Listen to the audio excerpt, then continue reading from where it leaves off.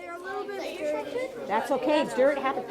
A crinoid. That's my favorite. Hello, I'm Jeff Gold, and thanks so much for being with us today on this Maverick Minute. We have a unique opportunity today. I'm speaking to you from the Durham Science Building, and I'm with Miss Connie O'Brien, and of course, as many of you know, Connie is the director of the Aim for the Stars program. And Connie, welcome, and thanks so much for being with us today. Thank you for coming and seeing us. So I remember when we first met, you were telling me that this is your 20th year that you've been involved with this program. Is that right? That is correct. Wow, that's a long time. So could you tell our audience and tell me how you got involved with Aim for the Stars and why it's become even more important to the community that we serve? All right.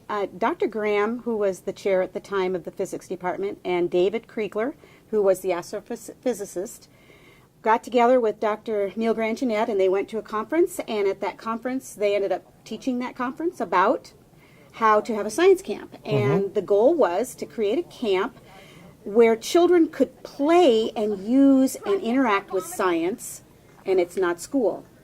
In other words, we need to be inspirational.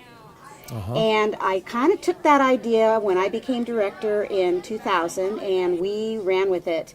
And we have camps of just about any kind you can mention, from geology to biology to zoology to all the ologies.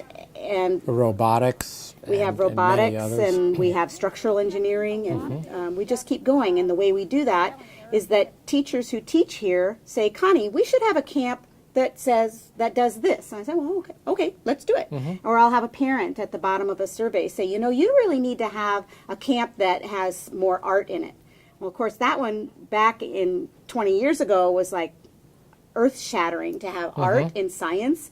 But the art department worked with me, and we had created a camp that is called Art and Science. And now we have two music ones, and we had a theater one for a while. But that's what we are. We are a camp for every kid, and we try to inspire and engage kids in science. So in a given summer, how many kids, young men and young women, will go through the Aim for the Stars program? Right now we have between 1,750 to 800 kids each summer.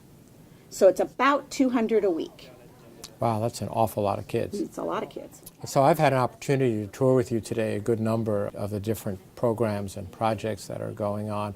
And one of the things that I'd like you to comment on is that a number of the counselors and the teachers are actually graduates of the program. That is to say, at some age they either spent a summer or did a series here, and they're paying it forward. They've come back to participate in the program. And maybe you could talk a little bit about how important that's been to the program. It's imperative for a successful program to have continuity. And since we believe that the overarching goal is respect and respect each other, when I have children in third grade who come in and by sixth grade are saying, I've almost done all of the camps, and we have to create another one or two for them, and then they come in there in eighth and ninth grade and they say, can we come in the summer when we can't come to camp anymore?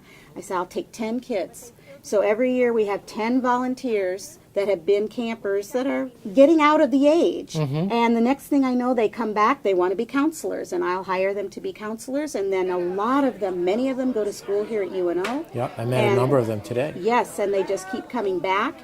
And what I always like to say is they just don't want to leave. Well, I can certainly see why. Well, Connie, thank you so much for everything that you do for this program, and thanks for helping us on this Maverick Minute. And thank you for being with us today as well.